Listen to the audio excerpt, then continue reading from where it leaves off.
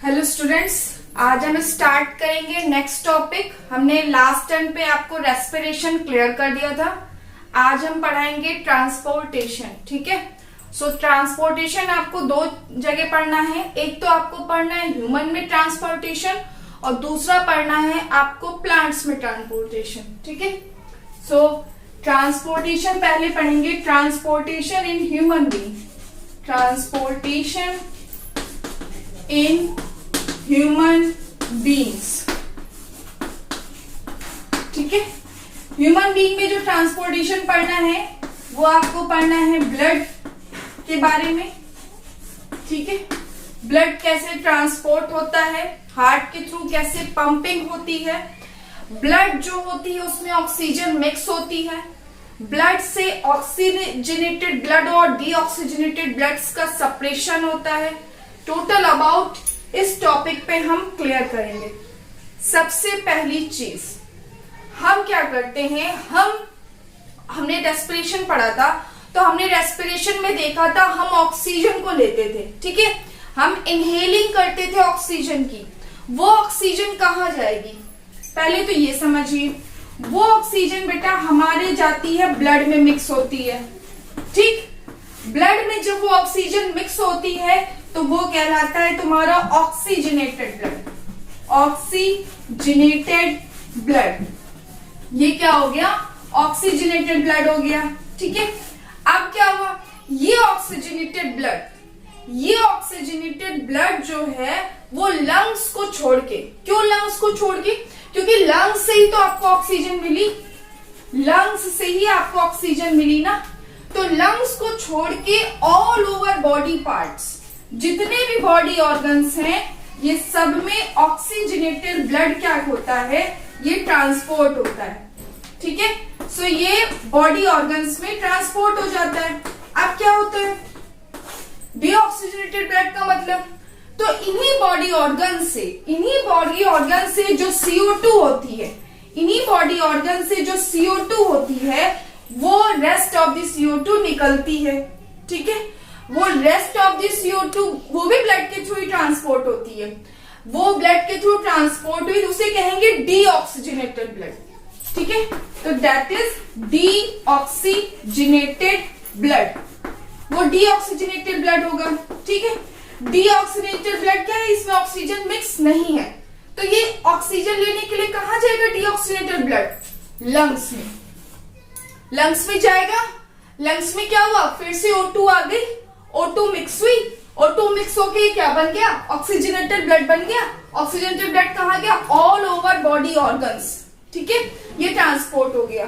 सो ये लाइफ जो साइकिल होती है, ये पूरी लाइफ साइकिल ऐसे चलती रहती है। ये साइकिल ट्वाइस चलती है। ट्वाइस कैसे चली, एक बार ऑक्सीजनेटेड ब्लड आया, ठीक है, वो ऑल बॉडी ऑर्गन्स पे गया। उसके बाद क्या हुआ, यहां से रेस्ट ऑफ द बॉडी से जो CO2 थी वो निकली, वो लंग्स में गई, वो ऑक्सीजनेटेड में कन्वर्ट हुई, फिर रेस्ट ऑफ द बॉडी में जितने बचे ऑर्गन थे वहां पे पहुंचा। तो यानी ये ट्विन 2 बार अपनी साइकिल को कंप्लीट करता है।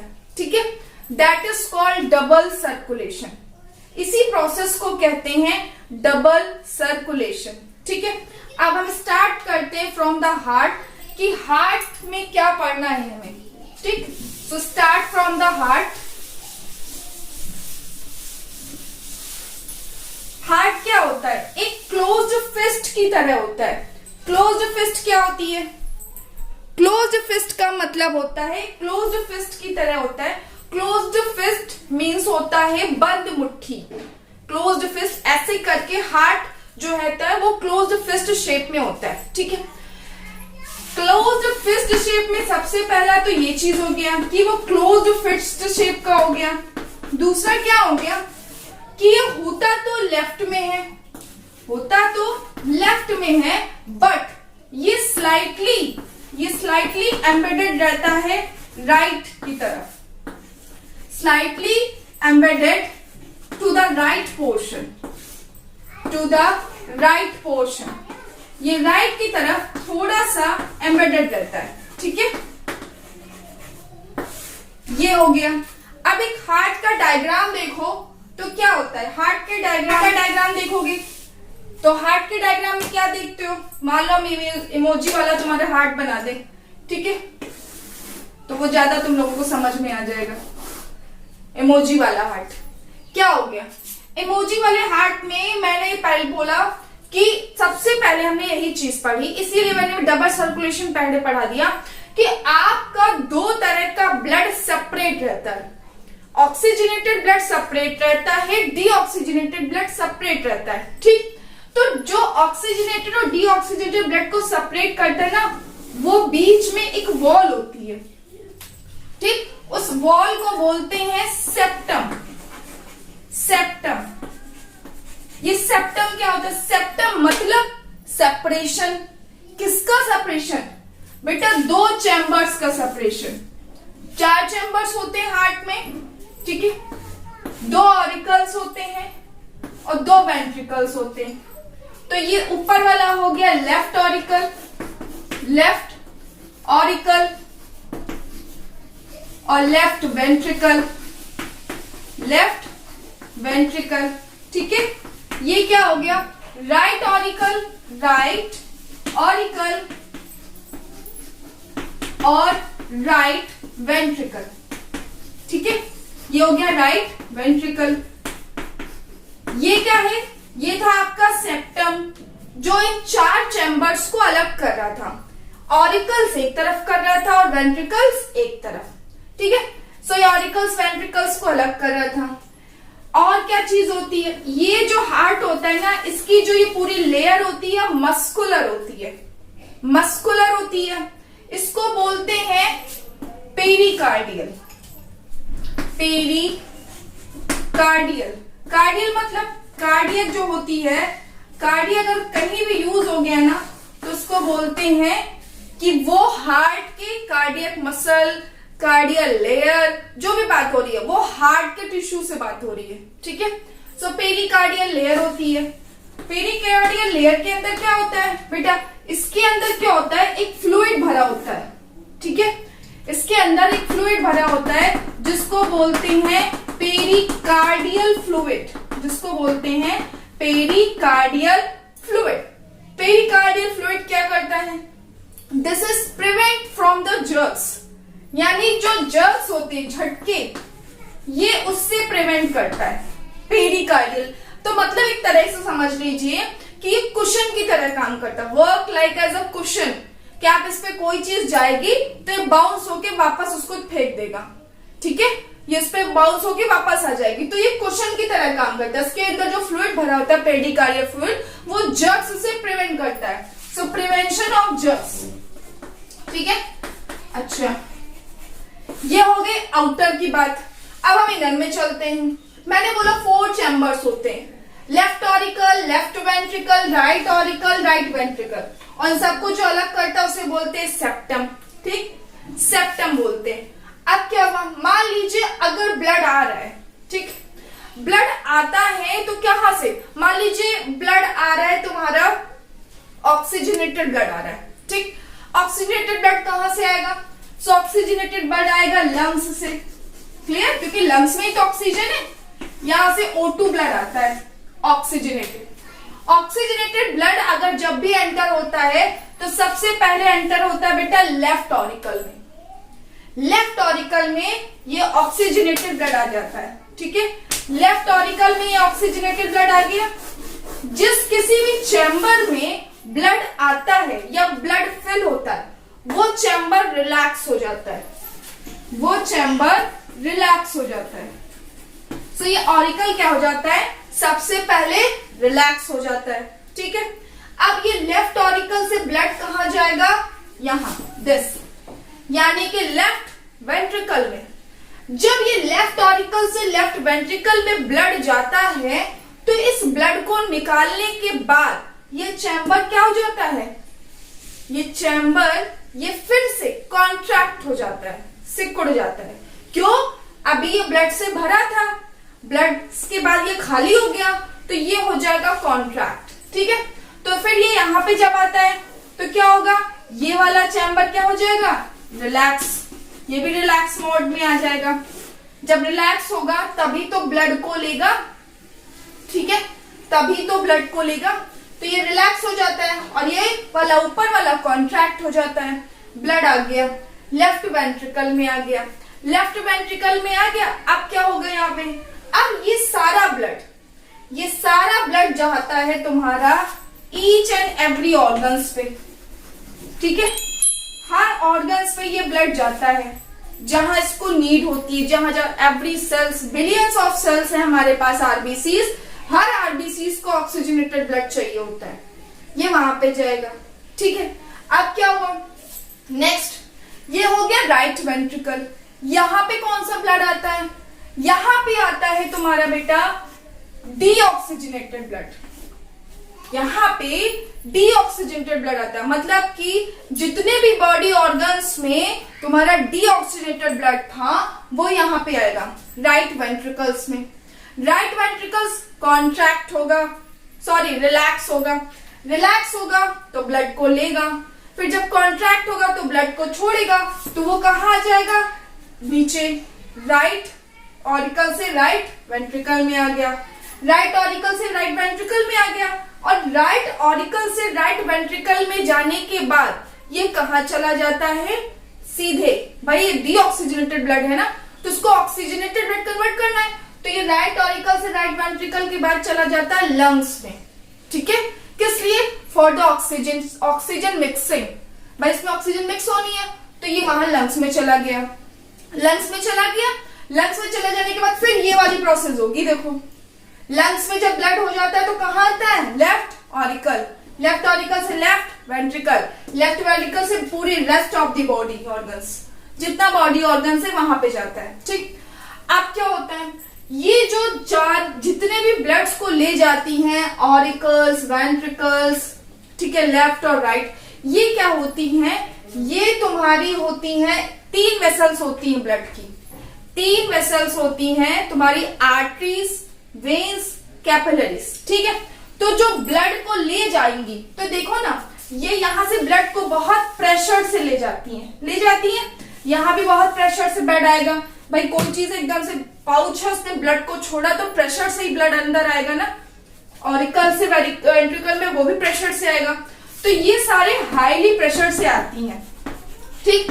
हाईली प्रेशर की वजह से ही इनमें क्या पाई जाती हैं, आर्टरीज, एओर्टा, आर्टरीज होती हैं जिनकी वॉल्स क्या होती, बहुत थिक होती हैं, जिनकी वॉल्स बहुत थिक होती हैं, क्योंकि उसमें हाई एफिनिटी में ऑक्सीजन होती है, हाई एफिनिटी में ऑक्सीजन लीकेज भी कर सकती है अगर वॉल्स थिक ना हो, दिस इज कॉल्ड ब्लीडिंग, जो होती है वो लीकेज कर देती है ब्लड वेसल्स का, तभी कहते हैं इंटरनल ब्लीडिंग होने लगी, ठीक है। तो ये हाई प्रेशर से आती है, इसलिए आर्टरीज की जो वॉल्स होती हैं वो थिक होती है।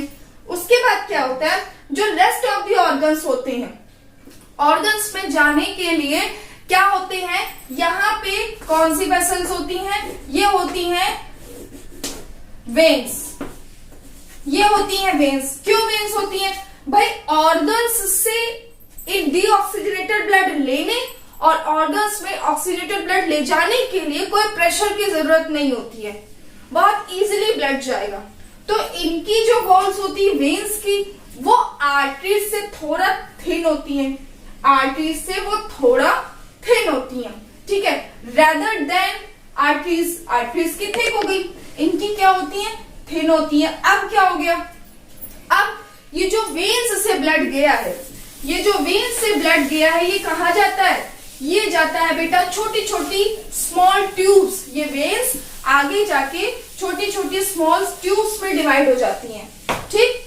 तो मैं ऐसे लिख देती हूं, आर्टरीज, आर्टरीज में, ठीक है, फिर वेन्स में, फिर कैपिलरीज में। अब क्या होगा, आर्टरीज में कैसा ब्लड जाएगा, हाई एफिनिटी ऑक्सीजन वाला, high affinity oxygenated blood, high affinity oxygenated blood, ठीक है, आर्टरीज। सो इनकी वॉल्स क्या होती हैं, थिक। वेन्स क्या है, कहाँ ब्लड ले जाती है? बॉडी ऑर्गन्स में। सो बॉडी ऑर्गन्स में ट्रांसपोर्ट करेगी, बॉडी ऑर्गन्स में करेगी ट्रांसपोर्ट। तो इनकी वॉल्स क्या होती हैं? थिन। क्लियर?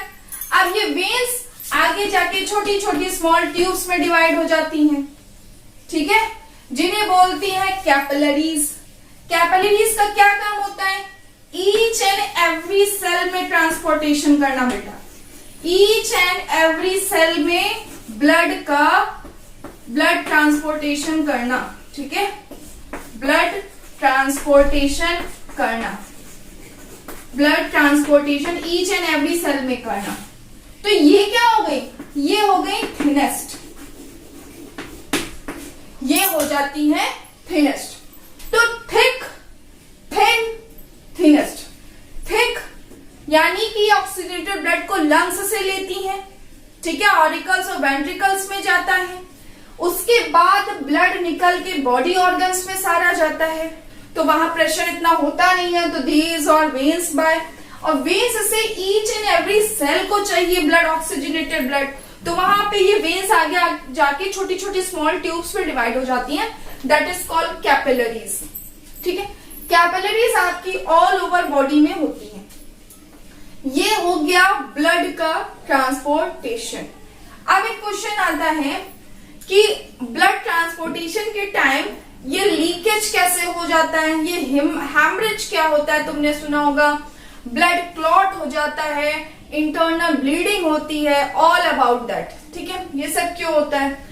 तो भाई जब ये जो आर्टरीज में तो बिल्कुल लीकेज नहीं होता है, नॉट एट ऑल, ये नहीं होता क्योंकि ऑलरेडी हाई प्रेशर ब्लड को मेंटेन करती हैं।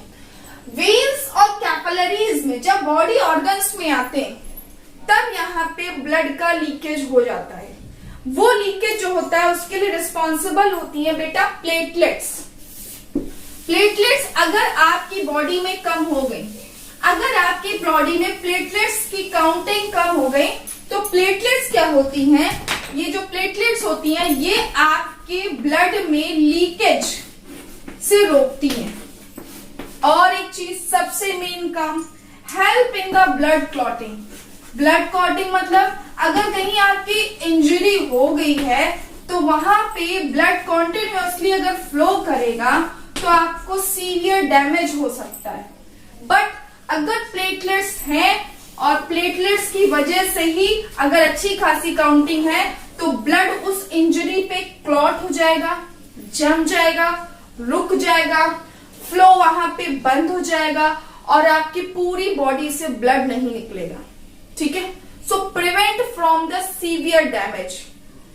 सेम एज ये लीकेज को भी रोकती है। लीकेज मतलब अगर हाई प्रेशर हो गया या हाई ब्लड प्रेशर हो गया तो लीकेज के चांसेस ब्लड वेसल्स के ज्यादा होते हैं। सो प्लेटलेट्स जो होती हैं लीकेज प्रिवेंशन भी करती हैं, ठीक है, लीकेज प्रिवेंशन भी करती हैं। अब ये तो बात हो गई आपकी ये ब्लड वेसल्स की, कि ये ब्लड वेसल्स हो गई, ठीक है, आर्टरीज, वेन्स और ये कैपिलरीज, ये आपकी बात हो गई प्लेटलेट्स की। अब एक चीज और पढ़ लेते हैं, एक चीज है लिम्फ। आपने लिम्फ पढ़ा होगा, ठीक है। लिम्फ क्या होता है? लिम्फ बेटा एक टिश्यू है, जैसे ब्लड जो है, ब्लड में आरबीसीज पाई जाती है। आरबीसीज की साइकिल कितनी होती है? 120। आरबीसीज की साइकिल कितनी होती है? 120, ठीक है, 120 डेज इनकी ये साइकिल होती है। अब क्या हो गया? सेम एज आरबीसी एक फ्लूइड में रहती है। आरबीसी जिस फ्लूइड में रहती है उसको बोलते हैं प्लाज्मा, ठीक है, उसको क्या बोलते हैं? प्लाज्मा। सेम एज ये जो फ्लूइड में रहती है आरबीसी, तो जो कैपिलरीज होती है ना, कैपिलरीज, ये छोटी छोटी कैपिलरीज के बीच में क्या होता है? Intercellular space. देखिए, ये देखिए इंटरसेल्युलर स्पेस है ना, ये इंटरसेल्युलर स्पेस है। मान लीजिए बहुत सारी कैपिलरीज है, ठीक है, इनके बीच में जो इंटरसेल्युलर स्पेस होता है ना, इस इंटरसेल्युलर स्पेस से क्या हो जाता है कि कुछ ब्लड का जो प्लाज्मा पार्ट है ब्लड का जो प्लाज्मा पार्ट है वो इस इंटरसेलुलर स्पेस से निकल के ड्रेन आउट हो जाता है, निकल आता है, ड्रेनिंग करता है, ठीक है। जब वो ड्रेन करके आता है ना तो वो कहलाता है लिम्फ। तो this fluid is called lymph, उसको कहते हैं लिम्फ। ये इंटरसेलुलर स्पेस से जो ड्रेन आउट करके आता है उसे कहते हैं लिम्फ, ठीक है, ये कहलाता है लिम्फ। अब लिम्फ क्या होता है भाई, ये प्लाज्मा से ड्रेन आउट करके आ रहा है ना। प्लाज्मा क्या होता है, हाईली प्रोटीशियस होता है, तो ये तो उससे निकल के आ रहा है, ड्रेनिंग पार्ट है, मतलब रेजिडुअल पार्ट है कुछ ना कुछ, तो इसमें क्या होगा, प्रोटीन क्या होगा, कम होगा। सो ये लेस प्रोटीन होती है, पहली चीज। दूसरी चीज, ये लिम्फ जो होती है, ये लिम्फ भी एक तरह का फ्लूइड होता है, बट ये तुम्हारा प्लाज्मा रेड में आ जाएगा, येलोइश में आएगा, ये कलरलेस होता है। प्लाज्मा ये वाला जो होता है ये कलरलेस होता है और लेस प्रोटीनिशियस होता है। और यही प्लाज्मा जो होता है आगे जाके क्या बनाता है, कैपिलरीज से निकलता है, तो ये आगे जाके वेन बनाता है, फिर वेन से पूरा पूरा लिम्फेटिक सिस्टम बना लेता है, ठीक है। ये क्या वर्क करता है, सो बेटा ये WBC का पार्ट है लिम्फ में, और WBC आपने पढ़ा होगा, it is a maintain immune system. आपकी इम्यून सिस्टम को ये डेवलप करता है, लिम्फेटिक पार्ट, ठीक है। सो ये हो गया लिम्फ का role. This is total about heart, जो हार्ट के बारे में पढ़ा। आपके एनसीईआरटी में इससे ज्यादा हार्ट में कुछ नहीं दिया है, तो एक्स्ट्रा बिल्कुल मत पढ़िएगा, ठीक है, जितना है उतना पढ़िएगा। और एक चीज, हार्ट के कुछ एनिमल्स के चैम्बर्स के बारे में दे रखा है कि हार्ट में क्या, ह्यूमन हार्ट में 4 चैम्बर्स होते हैं, बताया, ऑक्सीजनेटेड और डीऑक्सीजनेटेड ब्लड को सेपरेट करने के लिए। रेप्टाइल्स और एम्फिबियन में 3 चैम्बर्स हार्ट होता है, ठीक है, तो वहां डबल सर्कुलेशन की जरूरत नहीं पड़ती है। फिशेस में 2 चैम्बर्ड हार्ट होता है, तो फिशेस में 2 चैम्बर्ड हार्ट इसलिए होता है ना कि वो वाटर से रेस्पिरेशन करती है ना, और गिल्स के थ्रू करती है, लंग्स के थ्रू करती नहीं है।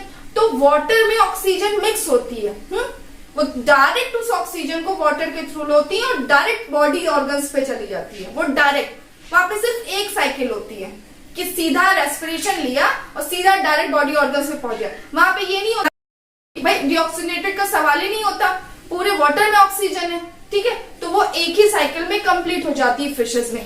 और जितने वर्टिब्रेट्स हैं, हम लोग हैं, हमारी जो बॉडी ऑर्गन है बहुत बड़े हैं, मतलब हमारी जो बॉडी सेल्स हैं बहुत ज्यादा हैं। हमारा जो शेप और साइज ऑफ द बॉडी वो भी बिगर है, स्मॉल छोटे छोटे एनिमल से। तो हमको हाई एफिनिटी में ऑक्सीजन चाहिए, हमको हमारी ऑक्सीजन डिमांड ज्यादा है। उस ऑक्सीजन डिमांड की वजह से ही हमको 4 चैम्बर्स मिलते हैं कि हम 4 चैम्बर्स के थ्रू ज्यादा अमाउंट में ऑक्सीजन ले सके। भाई एक बार में बहुत हाई प्रेशर से ऑक्सीजन लेते हैं और वो पूरे बिलियन ऑफ सेल्स पे पहुंच जाती है, ठीक है। So we have 4 chambers in the vertebrates. बाकी अदर के जो होते हैं एनिमल्स, वो डिफरेंट चैम्बर्स होते हैं, उनके डिफरेंट साइज और शेप ऑफ बॉडी के हिसाब से, ठीक है। जैसे जैसे उनकी एफिनिटी ऑफ ऑक्सीजन होता है वैसे वैसे उनके चैम्बर्स होते हैं। ये टोटल हार्ट के बारे में हो गया। अगर कोई कंफ्यूजन होगा कुछ भी, एनीथिंग, सो यू कमेंट। अगर मैं कुछ भूल रही हूँ कि ये पढ़ाना चाहिए था एनसीईआरटी में, ये नहीं था, ये था, वो था, तो वो अभी आप मुझे कमेंट बॉक्स पे लिख दीजिएगा, तो वो भी मैं आगे आपको क्या बोलते हैं कंटिन्यू कर दूंगी, ठीक है। चलिए, ओके, थैंक यू। पढ़ते रहिए, पढ़ाते रहिए।